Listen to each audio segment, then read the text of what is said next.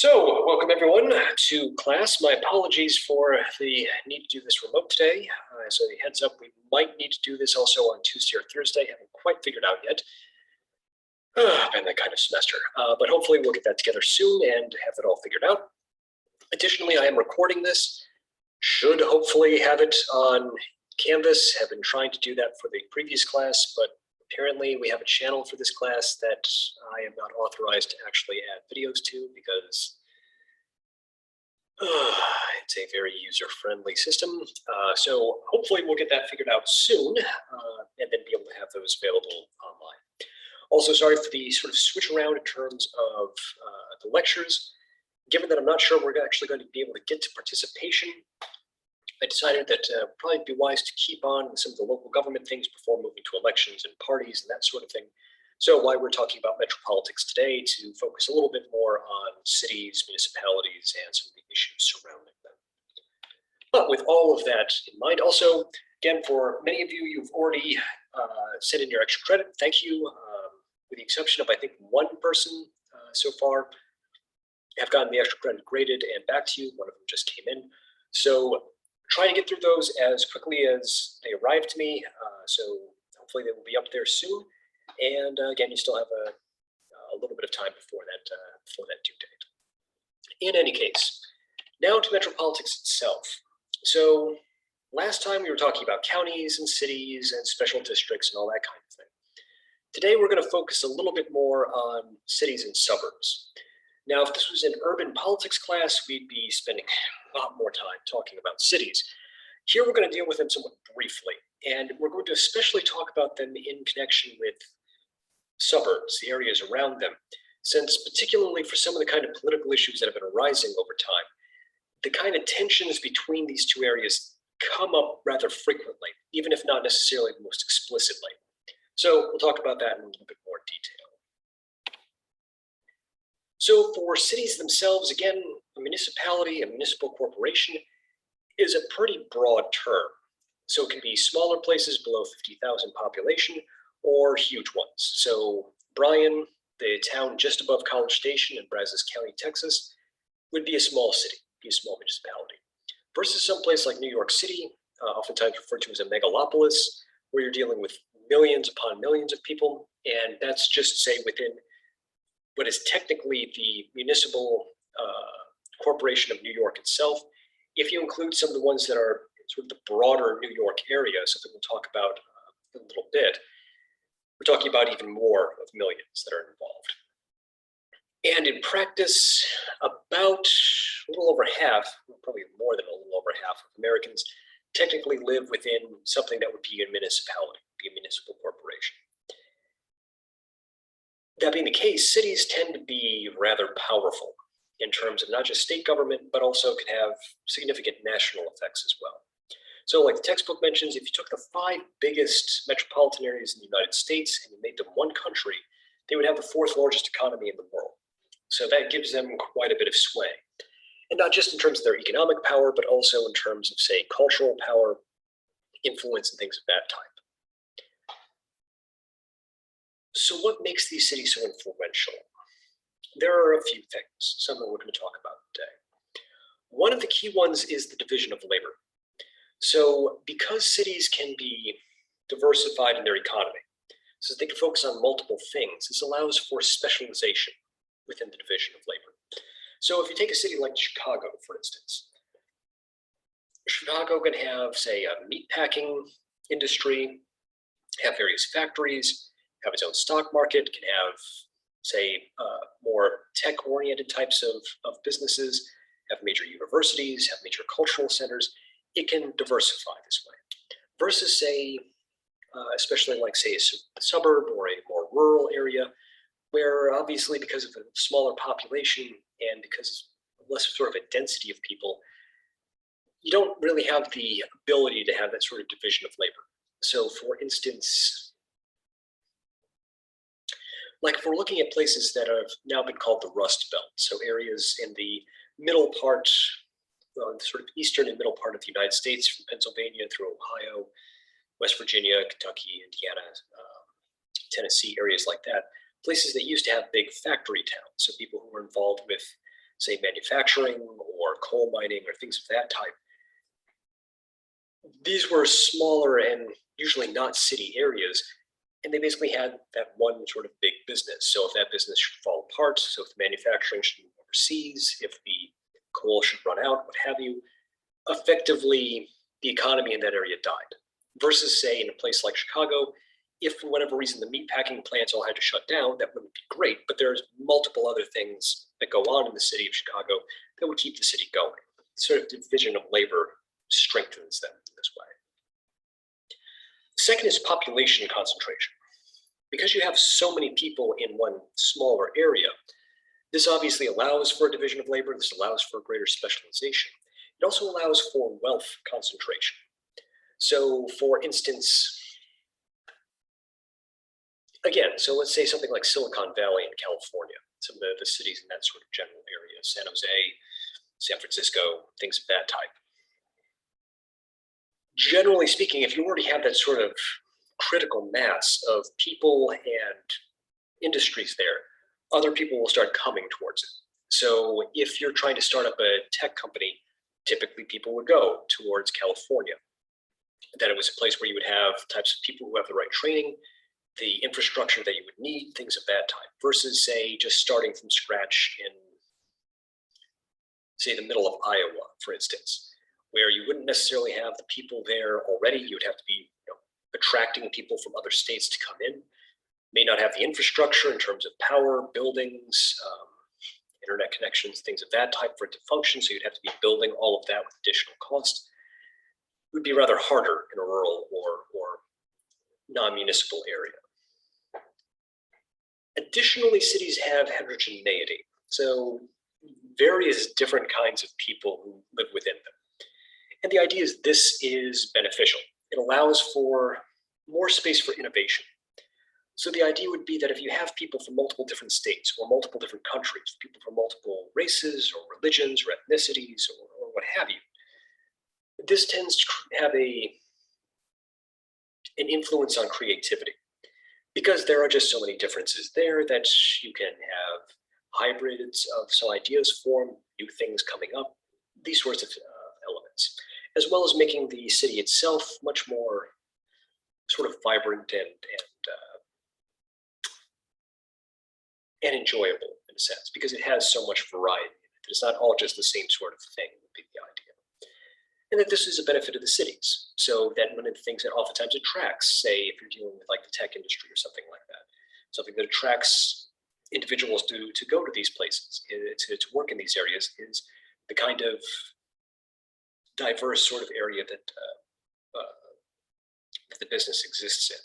So San Francisco being a big example, Silicon Valley being an example, New York City being probably the primary example of some place that's filled with this kind of heterogeneity, this kind of diversity. And then finally, especially for some of the more major ones, kind of the combination of, especially division of labor and population concentration, but to a certain extent heterogeneity as well, is that it can create a kind of economy of scale. Or in other words, that it's large enough that it can take on certain things because of its size that smaller ones just simply wouldn't have a competitive edge to do. So for instance, well, let's say someplace like Houston, for instance. If Houston decides it wants to build a whole new major research parkway, something that would be focused on, say, biomechanical innovation, so trying to work on more cybernetic types of things, trying to work on elements of that type. Houston currently may not have anything like that.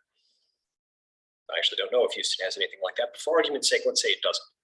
Even if it's just starting from scratch, because it has large hospitals, because it has various universities there, because it has the type of technical personnel that would be useful already, as well as some of the other type of infrastructure. If we wanted to set something up like that, it effectively is already halfway there because much of the sort of basic foundational infrastructure is already present. Versus if, say, like the city of Waco wanted to do something like that, that would involve a very heavy amount of investment, perhaps more than the city of Waco could afford, because it would have to effectively rebuild or just build anew large portions inside their city to try and make this research parkway a possibility. Sometimes if you're large enough, you have an ability to do these things much more simply.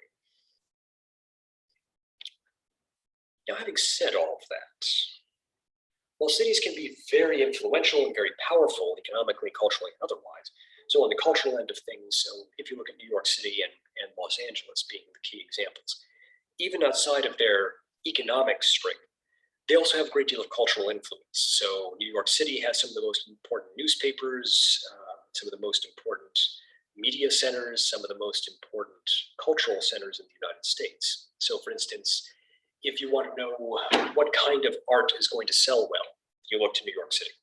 If you want to know what the major headlines are, what are the major news stories that people are going to care about, you usually look at the New York Times. In the case of Los Angeles, it has Hollywood.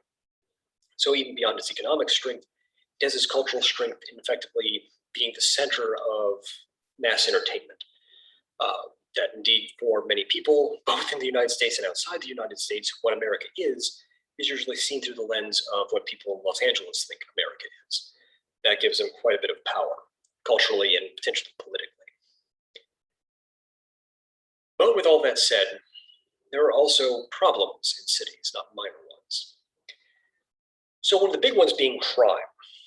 So especially when looking at the period of the 1970s through to about the mid-1990s, when we had that big crime wave in the United States, while it was generally seen in most parts of the country, it was particularly bad in the cities.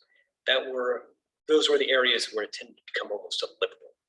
If we're looking now, as something like the murder rate seems to be increasing in many parts of the country, again, it's mostly concentrated in the cities.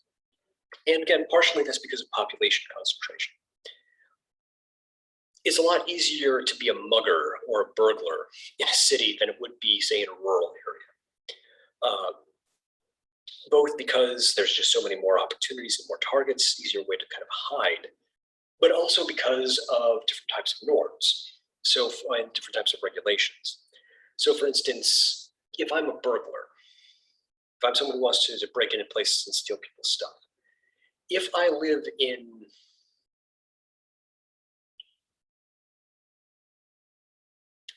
Atlanta, a major city in Georgia, if I live in Atlanta, there are all sorts of apartment buildings, there's all sorts of other sort of things. I can try and pick and choose. That if one place looks like it's a little bit too secure, I can move someplace else. Moreover, I realize that because of the regulations inside Atlanta, if someone catches me, if I'm breaking into their apartment, maybe they'll have a knife, maybe they'll be able to grab a bat or something like that, but chances are they're probably not going to be armed because there are some pretty strict weapons restrictions in the cities. So I'll probably be able to get away without being harmed, unless I, say, like try and burglarize a drug dealer's place, in which case I should totally. Versus, say, in a rural area. So for instance, thinking about, say, some of the folks I know who live in rural Wisconsin, your nearest neighbor might be 2 miles away. If I'm a burglar and I'm thinking, okay, I want to steal from someplace, the bright side, yeah, these farms are kind of isolated, but just getting to one of them is tricky. More to the point, because of the kinds of looser regulations, because especially out on farms and things of that type, you usually need to have rifles or pistols to deal with coyotes or wolves or bears or other types of animals that might be out there. If I break into someone's house, there's a really good chance I might be facing down a shotgun. And I presumably would like breathing. So I really wouldn't want to take that sort of chance. Crime is just in many ways easier in a city, along with some issues of anonymity, which we'll get to in a moment. Additionally, there's a problem with poverty. And the poverty can concentrate very strongly in the cities. Now, obviously, poverty is something that can exist anywhere. And there are parts of the US, so West Virginia, the Appalachian Mountain region, and so forth, which generally don't have cities and are very poor. But it's a different kind of poverty in many ways. Partially because it's one that's, so inside these more rural areas, it tends to be intergenerational and it tends to be areas that have not been economically developed. Versus cities, where oftentimes poverty arises from, say, dysfunctions within the city itself, but also that it can kind of attract people who may be poor or homeless into the city because there may be additional benefits. So for instance, if you are poor in a rural area, it's a smaller population. Trying to get handouts or trying to get assistance from people can be a little trickier because, again, just distance. But also because it's a smaller population, people can know each other more.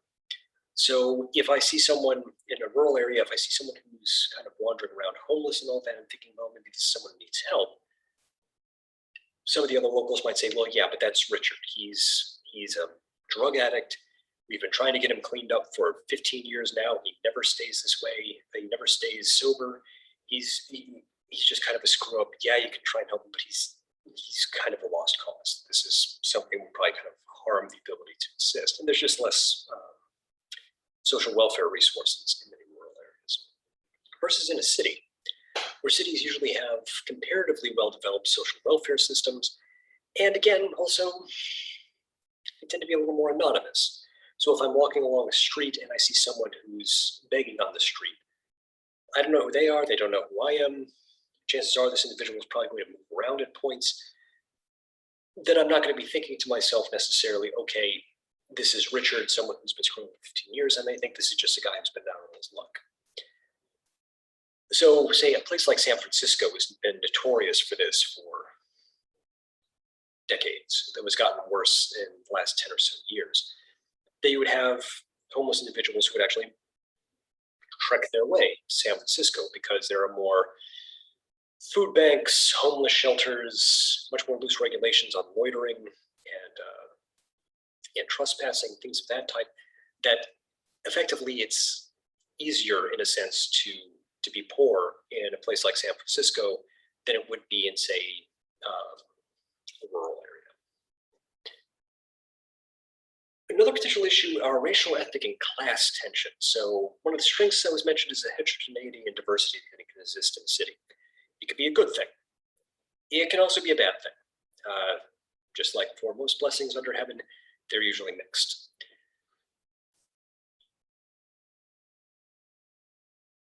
Especially with some of the anonymity we'll get to in a moment, there is sort of a natural tendency for people to try and group up, especially if they feel sort of alone or isolated, to group with people who have some type of similarity with them, whether it's, say, religious, linguistic, racial, class, occupation, something of that type. It's kind of a natural tendency of humanity, being social creatures.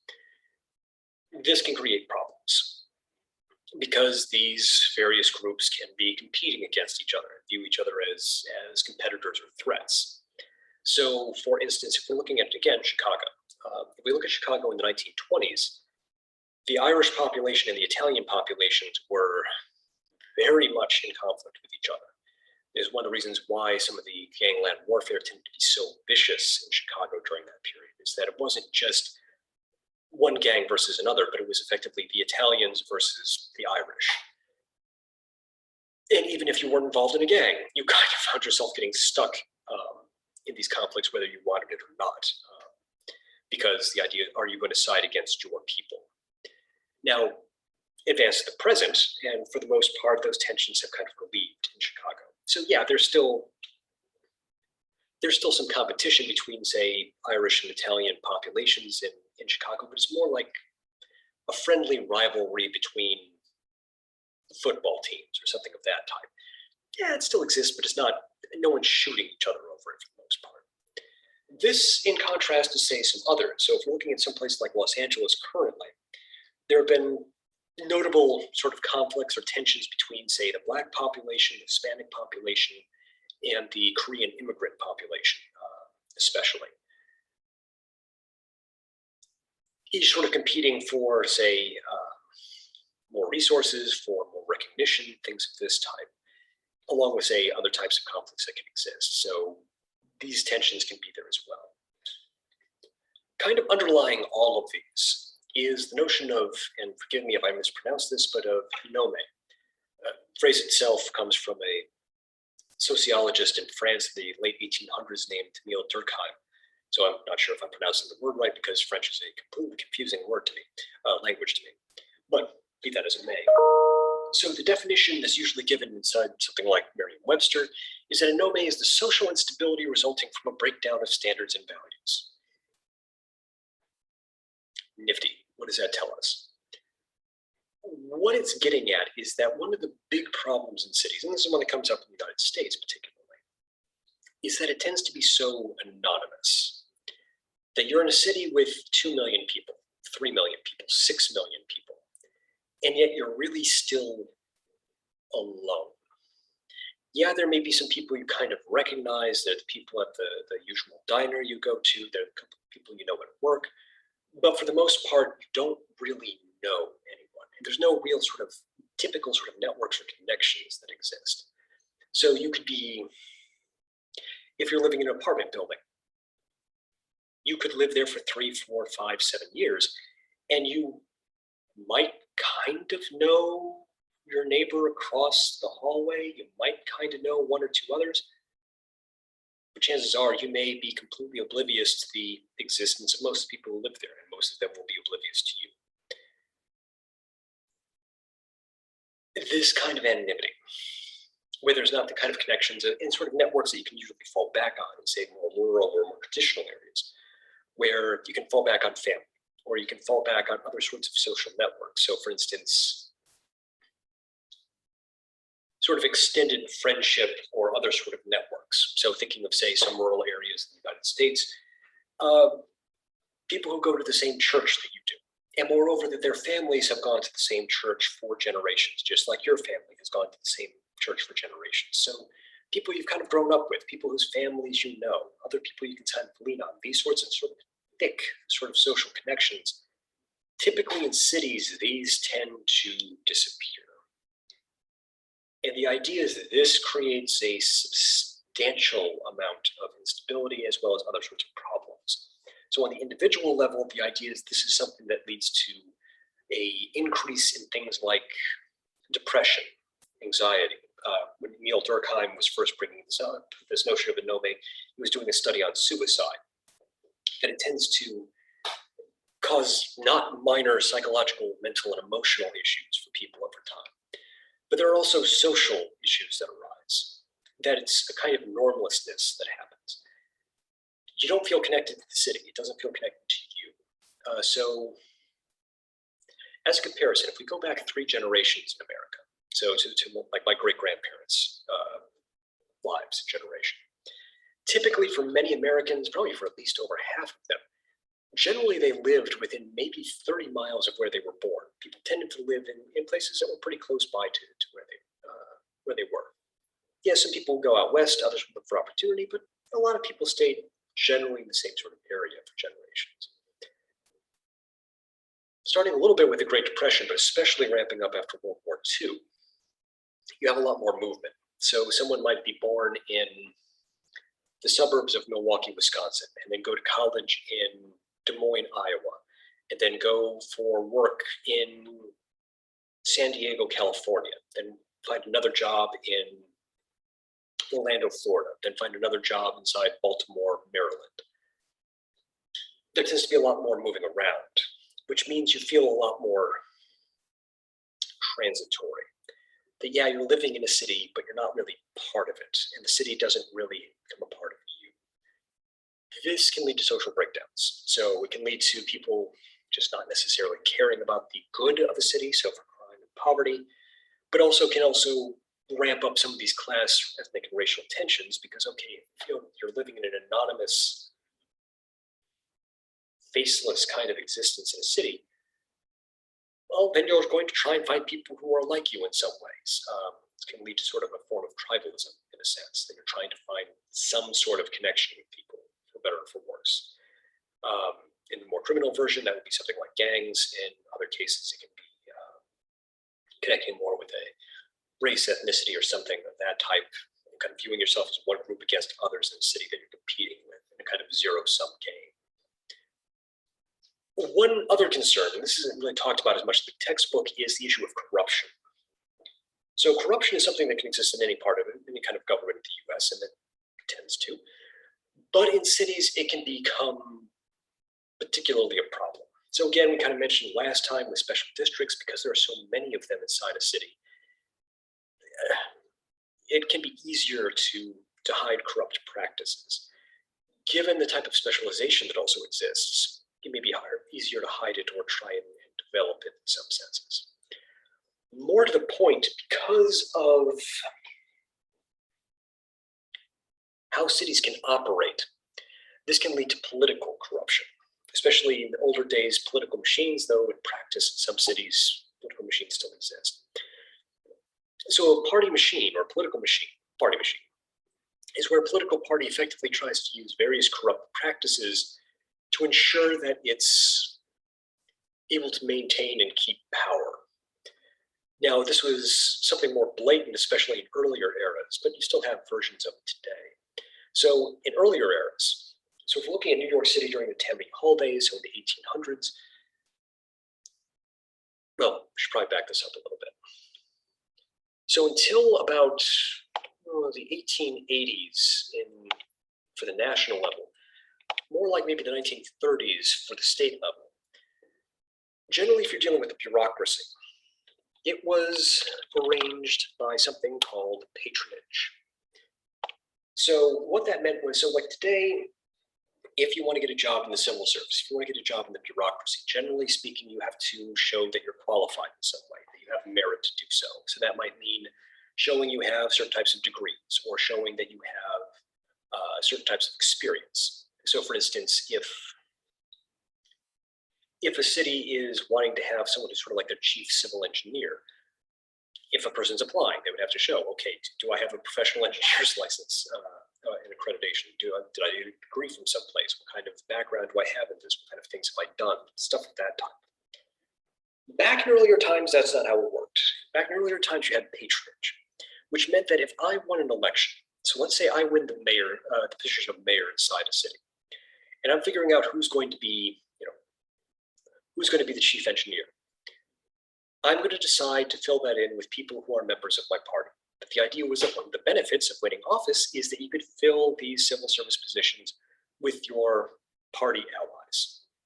And the idea being that if I lost election to the other party in the next election, they would do the same thing. They would basically fire all the people from the previous party and then bring their own people in. The benefits of winning an election. Now, obviously, there's the problem of merit because, okay, so if I'm looking for the chief civil engineer, I might say, well, okay, there's my cousin Lenny. Lenny is has given a lot of money to the party. He's been very active. We're going to give him that position. Sure, he can't read. He's terrible at math, and he's blind in one eye, so he doesn't have any depth perception. But I'm sure he'll be able to handle, looking at whether bridges are going to be up to code or not without a problem. Obviously, there's going to be a problem. How this would work in practice would be, so if we're looking at some place like New York City back in the 1800s, if I'm running for office, and let's say I'm running as a Democrat, I or one of the other members of the party would go to, say, like an Irish neighborhood, one of the wards or precincts, and we'd say, okay, we really need your vote. We need all of you guys to come out and vote. We need you guys to vote for us completely. If you do so, if you vote for us and we win, we see that your road needs to be fixed. One of the first things we're do is we're going to fix the road. Also, we realize that most of you guys are involved in construction, that you guys are manual laborers, so we are going to spend the city's money to hire all of you to fix the road. And especially for some of the guys who are a little more important, well, I'm going to slip you a little bit more money on the side. So your road will be better and you'll all get money for it. Also, I mean, you're good Irish Catholic guys. We know that the Irish Catholic, they like to drink a little bit on the weekends, take a little bit of the steam off. So what we'll also do is from Thursday night until Sunday morning, we'll instruct the police, say, okay, we'll have one police officer kind of stroll by, and as long as no one's doing something really bad, as long as, someone's not murdering someone in the street, we'll just tell them to kind of not pay too much attention. If there's a lot of drunkenness going on, a lot of carousing, they're just blowing off steam, that's fine. Now, of course, if you don't vote for us, your road's not getting fixed. More to the point, we will make sure that no one in this neighborhood gets any jobs from the city the entire time we're working there. And as for Thursday nights till Sunday morning, we're going to make sure there's a police officer every 50 feet. And if they so much as smell a whiff of alcohol in someone's mouth, they're throwing them into prison. Options. This is how party machines would tend to keep and dominate power in the city. Now, again, with some of the legal changes that occurred in the 1880s and then 1930s, a lot of this has been removed, but many of these type of party machines can still exist today in some form or another. This kind of corruption can also be a big problem in cities.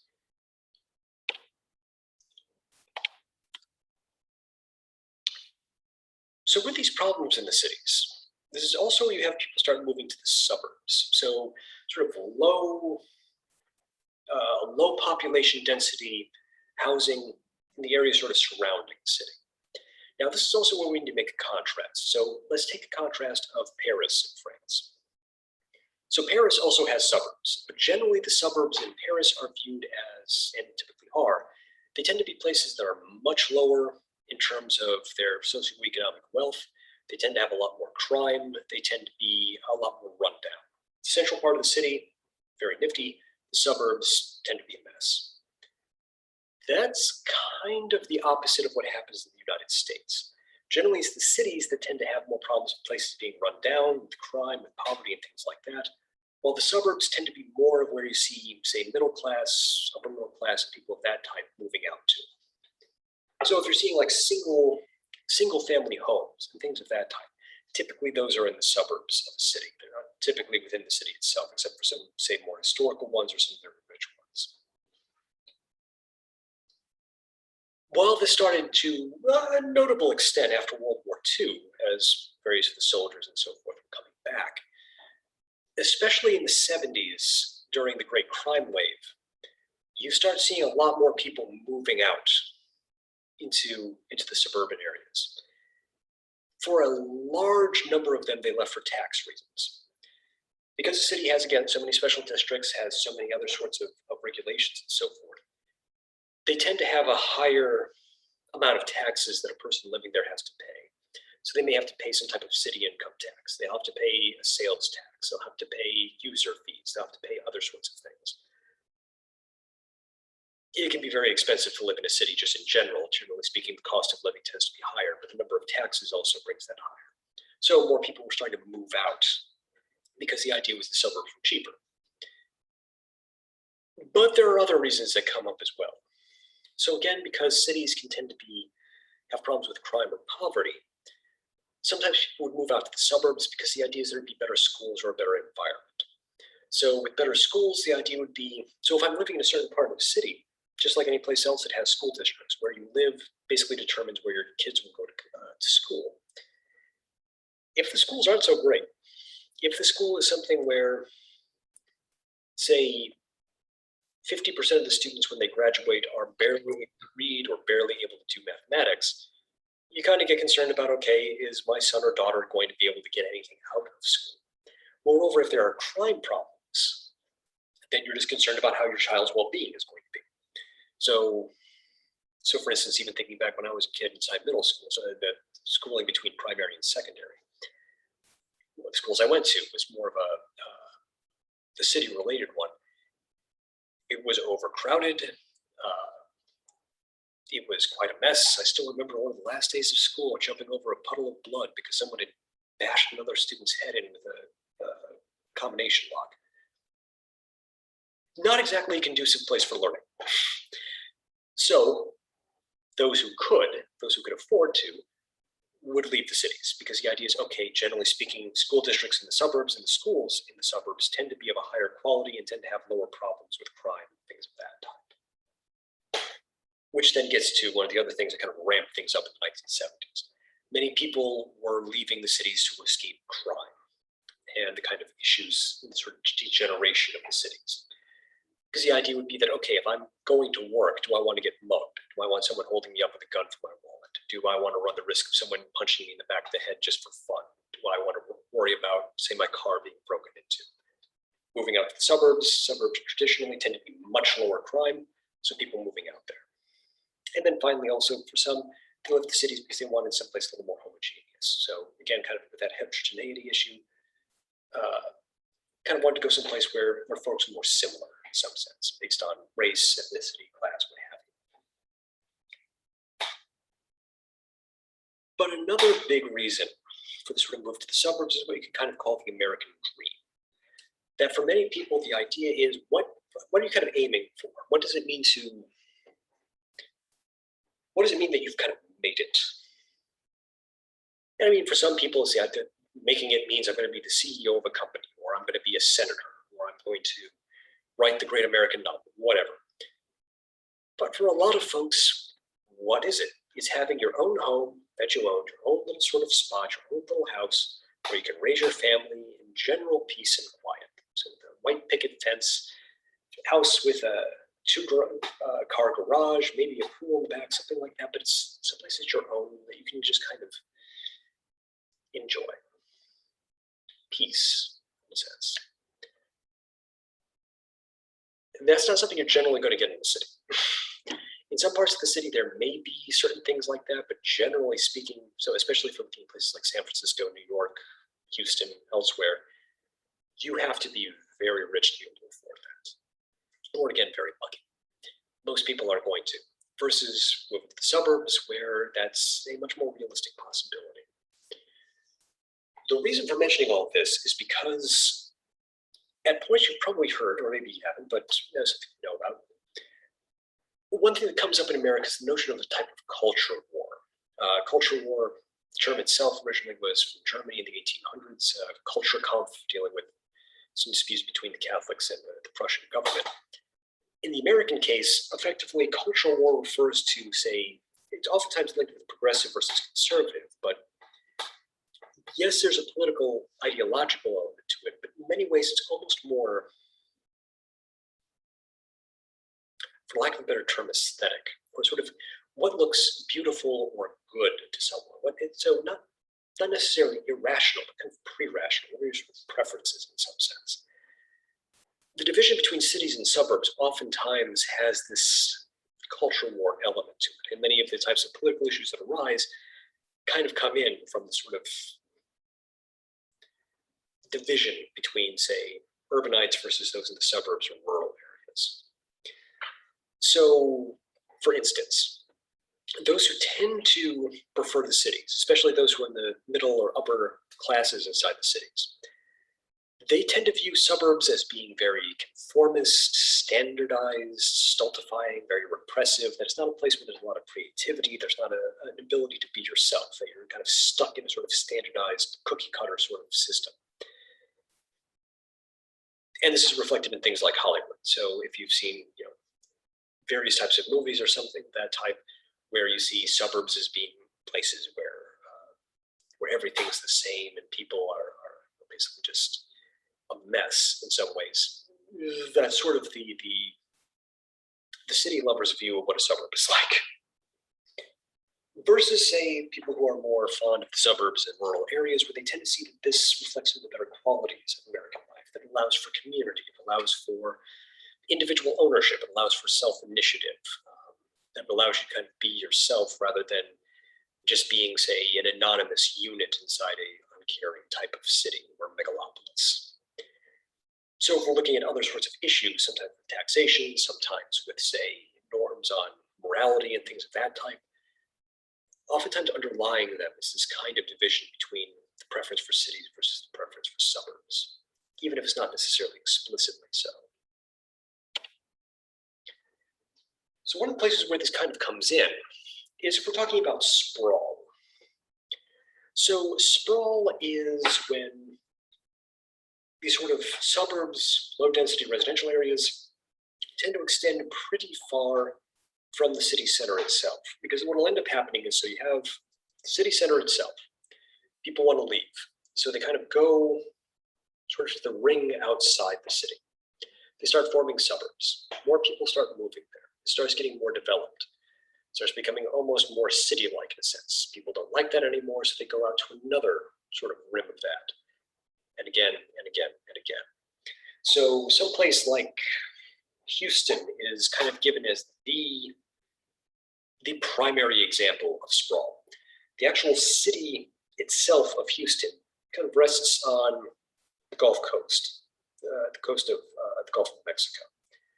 But the area we would say is kind of part of the greater Houston area goes out significantly farther than that. So for instance, if you're in College Station, if you're in Texas A&M, and you decide you want to drive down to Houston. It's a pretty straight shot along one of the interstates, one of the highways there. It takes about maybe 90 minutes to go, going at about 70 miles per hour.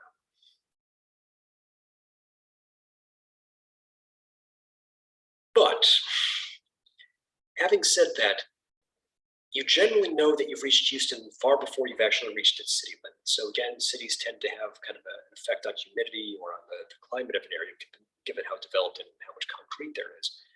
That usually about 30 minutes or so before you actually reach the technical line of where Houston is, where it starts as a municipal corporation. Typically, the windows inside your car completely fog up. That's usually an indicator for the person driving that, okay, you haven't reached the greater Houston area. And that's probably 20 miles or more outside of where Houston itself actually is, maybe even farther. One of the big reasons why this occurs in the United States versus, say, many other areas is because of the car. Again, given the sort of general size and breadth of the United States, cars are rather popular. Kind of necessary in many ways. This also permits for a lot more individual ability to live farther away from the city. So, for instance, if I'm living in some place like Paris, yeah, there are roads. It can kind of be a mess or something like that. But preferably, I want to live inside the city itself, because otherwise, driving is going to be a problem, and therefore I'll need to rely on the subways or on the buses or something like that. If there's not a direct bus line or train line to where I'm living, I probably don't want to have a house there because it's going to be such a mess to actually try and get to my work. Versus in America. Oftentimes when people are living in suburbs, they still work in the city itself. It's just they're driving in from their home each day to get to work. So it may take 20 minutes, 40 minutes, an hour, depending upon where you live, maybe even longer. But you're not dependent, your home location isn't dependent upon, say, where a train station would be, or where there would be a bus line or something of that type. As long as you have a car and there are roads, you can go. And you can go based on your own schedule. That allows for greater freedom of choice. So, for instance, back when I lived in Hong Kong, in terms of work, in terms of living, in terms of anything else, you pretty much lived or died by the subway schedule and by the ferry schedule. There weren't a lot of other options to get around outside of those. You might be able to take a cab if you were a taxi if you were on the main island, but to actually get there and to get to other places, you were having to rely pretty heavily on these things. Versus, say, like if you're living in Houston, if you own a car, you can come or go whenever you please. There's a certain level of freedom to that.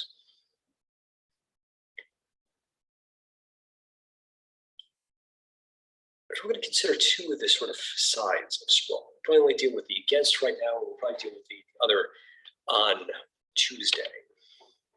So dealing with against sprawl. So especially for those who are more fond of more city life, they tend to see four big things as being the problems with sprawl, the sort of spread of the suburbs in this way.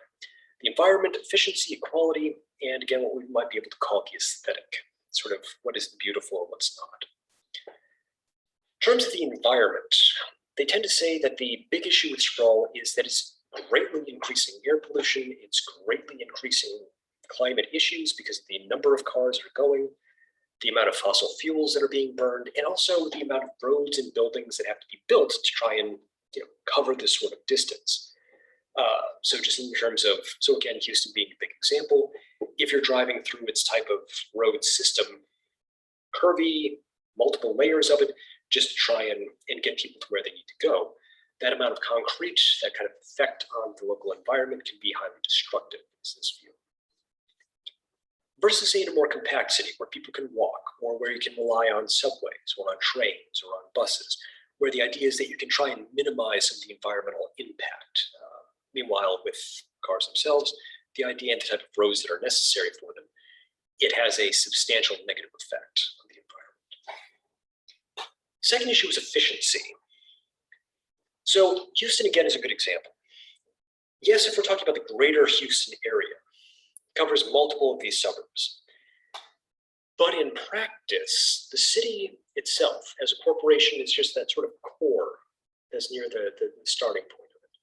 So an example would be something like Sugarland. So Sugarland is one of the suburb areas in the sprawl, but over time it had enough of a population that it created its own municipality, the city of Sugarland. Yes, it's still dependent on Houston. Most people who live in Sugarland work in the city of Houston, but it is technically its own town. It is its own municipal corporation. Especially for many of those who are against sprawl, they say this is a problem because this type of thing is pretty typical. That trying to do any type of planning or regulation becomes a mess. If the government in Houston says, yes, we think we want to try and standardize things out a little bit more in terms of transportation or so forth, they can't tell Sugarland what to do. They can't tell Cumberland what to do. These each have their own city governments of one form or another who can agree with Houston, who can disagree with Houston, who can completely blow off Houston. And that creates fracturing and inefficiencies in terms of regulation. Now, for many of those who are against sprawl, many of those who are big fans of cities, they tend to be big proponents of city planning, the idea of trying to make a rationalized system for a city. So if you're looking at some place like New York City on the block system, which many US cities follow, the idea of trying to make a rational planned city where everything is in its proper place, where you're trying to think it through rather than letting it kind of develop organically. Because the idea is with these sort of organic developments, like the suburbs, it tends to be inefficient, fractured, a mess, is the idea. Additionally, they're concerned about equality. So again, mentioning that kind of movement that happened from the suburbs. And someplace like San Francisco is a good example. So as cities start running into more problems, say crime or poverty or something like that, you have kind of that thin layer at the top of the very rich. And they're going to stay because they're generally fine. They can have gated communities, they can have guarded buildings. They're generally unaffected by this. So they'll stay. Then you have the middle class. They're the ones who are going to tend to be affected more by taxes, as well as being more directly affected by crime. This is the population that generally, if it can leave to a suburb, will leave to a suburb. They're the ones who are generally going to try and escape. And then you have the lower classes and the poor, who even if they want to leave, don't generally have the resources or ability to do so. So for instance, if I'm at a minimum wage job, I might want to live in the suburbs, but just the costs of a car or something like that for me to transport myself from the suburb to the city would effectively eat up my entire weekly income, leaving aside how I'm going to pay for a house or what have you. So in the end, this creates a very rich tier and a large amount of poor and not much in between. This affects the amount of taxes that are going into the city, as well as creates instabilities. With the idea being that poor and minorities inside these areas tend to be the ones who are the worst hit by this type of thing. Where the hope is that instead, if you have a more compact city, something without the sprawl where people are living within the city, you can make it a more walkable urban area, where the idea is there would be more interactions between various populations, rich, poor, various racial and ethnic groups, with the idea being that this would increase solidarity and increase, even beyond toleration, but a kind of liking of each other. So if we're looking, say, in the 19-teens, someplace like New York or something at that time, you might have, say, like a bowling alley. And because of where it's situated, the people who are bowling there might be a factory worker, there may be someone who works at a meatpacking plant, there may be an accountant, and there may be a medical doctor. People from very different classes. And the idea is this is beneficial because now they're interacting with each other and their friends. So a medical doctor isn't going to be looking down at factory workers going, look, these are incompetent fools who just don't know what they're doing. They're just slacking off. If he's thinking factory worker, he's thinking of Joel, the guy who goes bowling with him. Similarly, for the factory worker, he's not going to be looking at the accountants as some sort of white collar weaklings who don't understand what real life's like. When he's thinking of an accountant, he's thinking of Steve, the guy who goes bowling with him.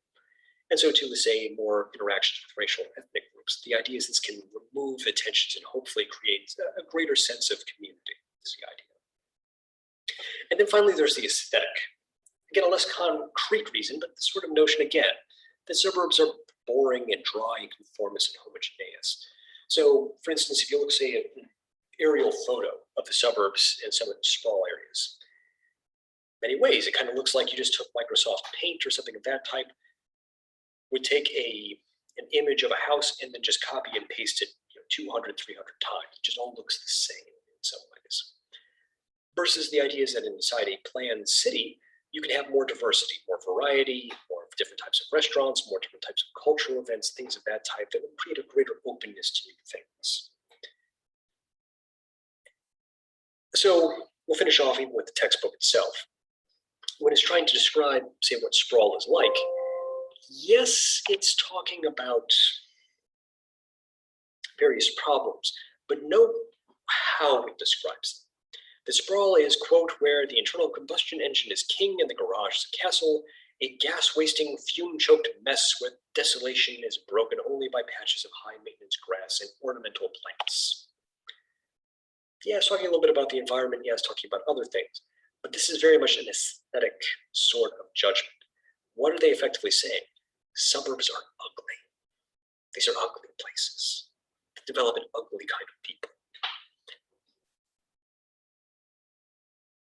Now, with that in mind, on Tuesday, we'll talk about those who'd be, say, not necessarily for sprawl, but who'd be for suburbs and kind of their answers to this, as well as talking a little bit more about the issues of fragmentation and so forth. So again, as a quick finishing up for the class, so today's lecture has been recorded. Once I can convince the Canvas system that I actually can put videos up on our channel because user-friendly, once that's together, we'll let you know, and so it'll be available if you'd like to have it. Additionally, if you still have a little bit of time to send extra credit if you haven't already, so please do if you get the chance, just a couple more points to add up. In terms of the lectures for the rest of the week, I'm hoping it will be back to in-person. It's been this kind of semester, other things going on, but it's potentially possible that we might be doing this sort of remote thing on Tuesday and or on Thursday. We'll keep you updated with that so you'll know. Otherwise, I will see you on Tuesday.